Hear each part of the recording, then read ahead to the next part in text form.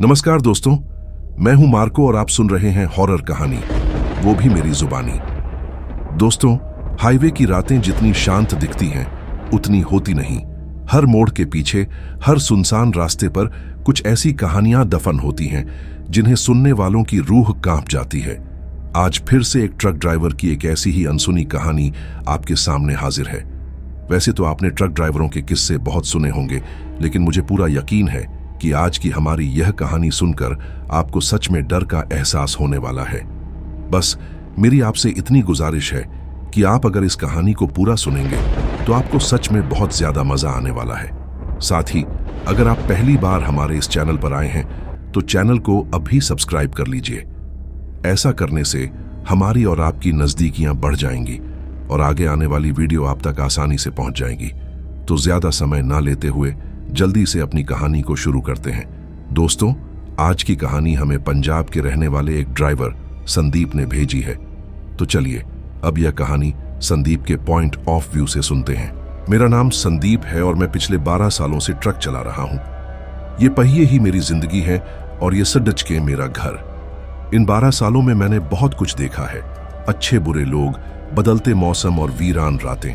लेकिन उस एक रात ने मुझे जो दिखाया, उसके बाद सड्डकों को देखने का मेरा नजरिया हमेशा के लिए बदल गया। ये बात आज से लगभग 3 साल पुरानी है। मैं दिल्ली से माल लौट करके कोलकाता के लिए निकला था। माल इलेक्ट्रॉनिक्स का था और मुझे उसे अर्जेंट पहुंचाना था। मेरे छोटे बेटे का जन्मदिन 2 दिन बाद था और मैंने अपनी पत्नी से वादा किया था कि मैं डिलीवरी करके जन्मदिन तक हर हाल में घर पहुंच जाऊंगा। इसीलिए मैं बिना रुके ट्रक भगाए जा रहा था। सफर का पहला दिन ठीक ठाक निकल गया। रात होते होते मैं उत्तर प्रदेश और बिहार की सीमा के पास पहुंच चुका था। मौसम अचानक बदलने लगा था। हल्की हल्की धुंध अब घने कोहरे में तब्दील हो रही थी। विजिबिलिटी इतनी कम हो गई थी कि हेडलाइट की रोशनी भी कुछ मीटर आगे जाकर दम तोड़ रही थी।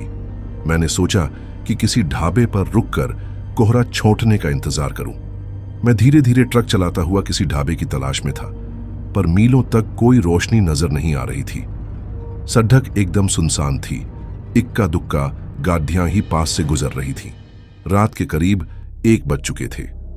थकान और नींद मुझ पर हावी हो रही थी। बेटे के जन्मदिन पर घर पहुंचने की जल्दी मुझे आगे बढ़ने पर मजबूर कर रही थी। तभी कोहरे के बीच मुझे दूर एक पीली सी रोशनी टिमटिमाती हुई दिखाई दी। जैसे जैसे मैं नजदीक पहुंचा, मैंने देखा कि वो एक छोटा सा ढाबा था। उसका नाम था परिवार ढाबा। मुझे बड़ी तसल्ली हुई कि चलो कोई तो जगह मिली रुकने के लिए। मैंने ट्रक को ढाबे के सामने पार्क किया और नीचे उतरा। ढाबा बहुत अजीब था, बिल्कुल शांत, जैसे वहां कोई आता जाता ही ना हो। अंदर सिर्फ एक आदमी काउंटर पर बैठा था, जिसकी उम्र करीब 50 साल होगी, और एक छोटा लड़ढचका जो शायद 8-9 साल का रहा होगा, चुपचाप एक कोने में बैठा जमीन को घूर रहा था। मैंने उस आदमी से पूछा, बाबूजी, चाय और कुछ खाने को मिलेगा क्या? उस आदमी ने बिना मेरी तरफ देखे बस सिर हिला दिया। उसकी चुप्पी मुझे अजीब लगी, पर मैंने सोचा कि शायद रात का वक्त है, इसलिए थका होगा। मैं एक खाट पर बैठ गया। कुछ देर बाद वो आदमी मेरे लिए दाल, रोटी और चाय लेकर आया। मैंने खाना शुरू किया, पर दाल का स्वाद बड़ा अजीब था, जैसे वो बासी हो और उसमें से हल्की सी मिट्टी की गंध आ रही हो। मैंने ज्यादा ध्यान नहीं दिया और भूख के मारे जल्दी जल्दी खा लिया। खाना खाने के बाद मैंने उस आदमी से पूछा, बाबूजी, आगे का रास्ता कैसा है? कोहरा बहुत है, कोलकाता पहुंचने में कितना समय लगेगा? इस बार वो आदमी बोला और उसकी आवाज में एक अजीब सी खनक थी, हाईवे से जाओगे तो सुबह से शाम हो जाएगी। एक दूसरा रास्ता है जंगल के बीच से, करीब 80 किलोमीटर बचा देगा तुम्हारा। सुबह तक शहर में होगे। मेरे कान खड़े हो गए।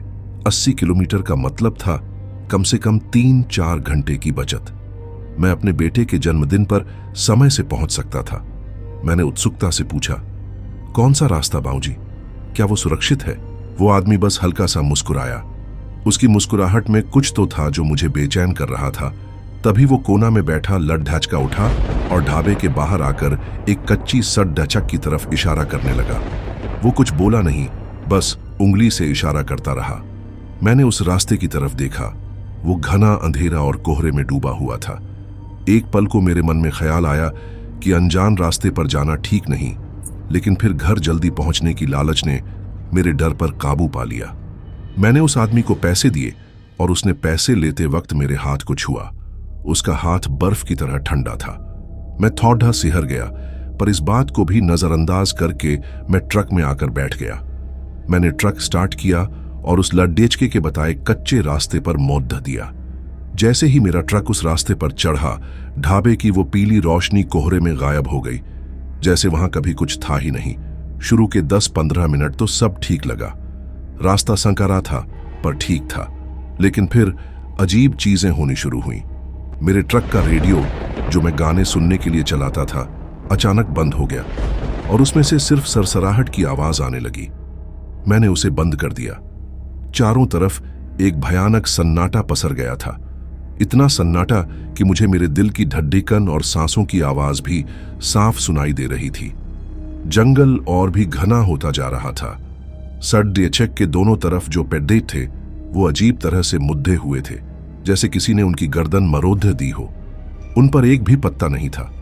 कोहरा इतना बरस गया था कि अब मुझे ट्रक के बोनट के आगे कुछ भी दिखाई नहीं दे रहा था। तभी मुझे महसूस हुआ कि मेरा ट्रक भारी हो रहा है।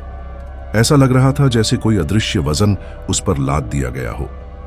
ट्रक को खींचने में इंजन को बहुत जोर लगाना पड़ रहा था। मैंने सोचा कि शायद चढ़ाई है, इसलिए ऐसा हो रहा है, पर सड्डी हचक तो बिल्कुल सीधी थी। मैं और ज्यादा घबराने लगा। मेरे माथे पर पसीने की बूंदें आ गईं, जबकि बाहर ठंड थी। मैंने सोचा कि मैं ट्रक वापस मोड़ लेता हूं और हाईवे पर ही चला जाता हूं। जैसे ही ये ख्याल मेरे मन में आया, ट्रक अचानक अपने आप बंद हो गया। हेडलाइट्स बुझ गईं और चारों तरफ घना स्याह अंधेरा छा गया। मैं कांपते हाथों से बार बार चाबी घुमा रहा था, पर ट्रक स्टार्ट नहीं हो रहा था। अब मैं उस वीरान जंगल में अंधेरे में अकेला फंस चुका था। मेरे हलक सूख गए थे। मैंने हिम्मत करके अपने फोन की टॉर्च जलाई और केबिन का दरवाजा खोलकर नीचे उतरने की सोची, ताकि बोनट चेक कर सकूं।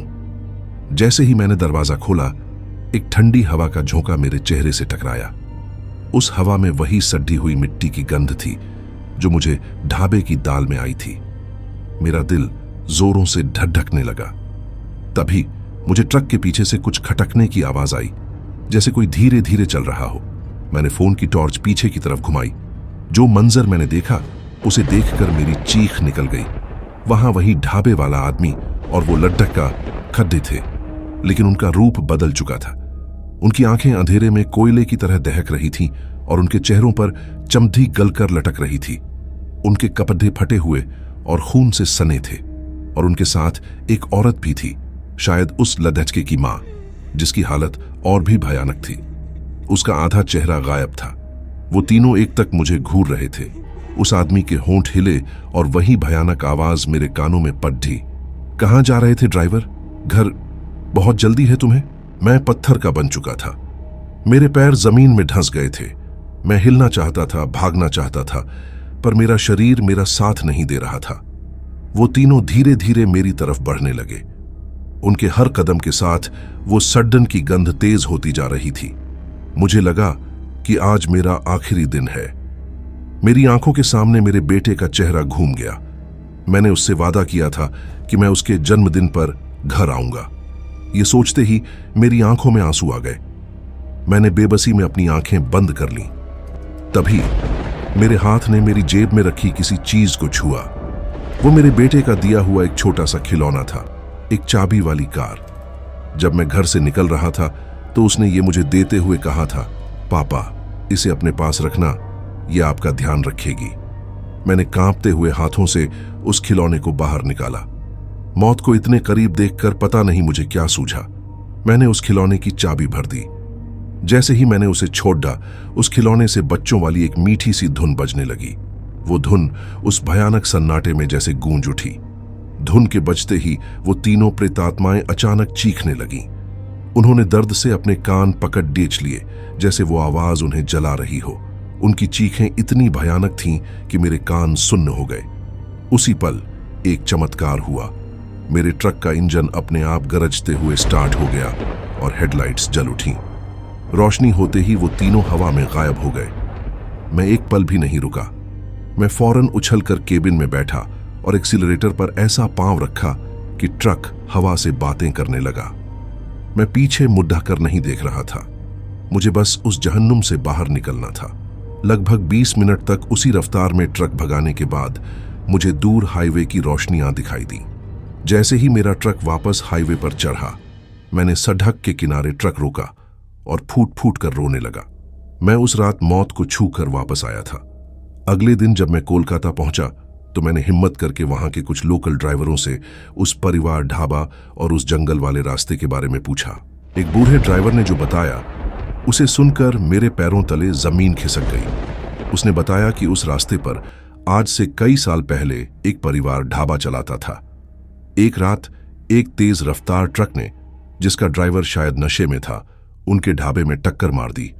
उस हादसे में उस आदमी, उसकी बीवी और उसके छोटे बच्चे, तीनों की मौके पर ही दर्दनाक मौत हो गई थी। तब से उनकी आत्माएं वहीं भटकती हैं। वो अक्सर थके हुए और जल्दी में रहने वाले ड्राइवरों को उस शॉर्टकट का लालच देकर अपने जाल में फंसाती हैं और उनसे अपनी मौत का बदला लेती हैं। उस दिन के बाद मैंने कसम खा ली कि चाहे कितनी भी जल्दी हो, मैं कभी शॉर्टकट नहीं अपनाऊंगा। आज भी जब मैं किसी सुनसान सड़क से रात में गुजरता हूं तो मेरे कानों में वो भयानक चीखें और उस खिलौने की धुन गूंजने लगती है। वो खिलौना आज भी मेरे ट्रक के डैशबोर्ड पर रखा है, मेरे बेटे के प्यार और उस रात के चमत्कार की याद बनकर। तो दोस्तों, यह थी हमारी आज की कहानी। संदीप की आपबीती सुनकर यकीनन आपके भी रोंगटे खड़ीढे हो गए होंगे। कभी कभी कुछ सेकंड बचाने के लिए उठाए गए कदम हमें ऐसी मंजिल पर पहुंचा देते हैं जहां से वापसी का कोई रास्ता नहीं होता। कहानी आपको कैसी लगी? कमेंट बॉक्स में कमेंट करके जरूर बताना। फिलहाल चलता हूं, बस आप अपना और अपने परिवार का ख्याल रखें। और अगर अभी तक भी चैनल को सब्सक्राइब नहीं किया है तो कृपया करके चैनल को सब्सक्राइब कर लीजिए। आपका यह छोटा सा सहयोग हमें आपके लिए ऐसी ही कहानियां लाने के लिए प्रोत्साहित करता है। मिलते हैं अगली बार एक और अनसुनी कहानी के साथ। तब तक के लिए शुभ रात्रि।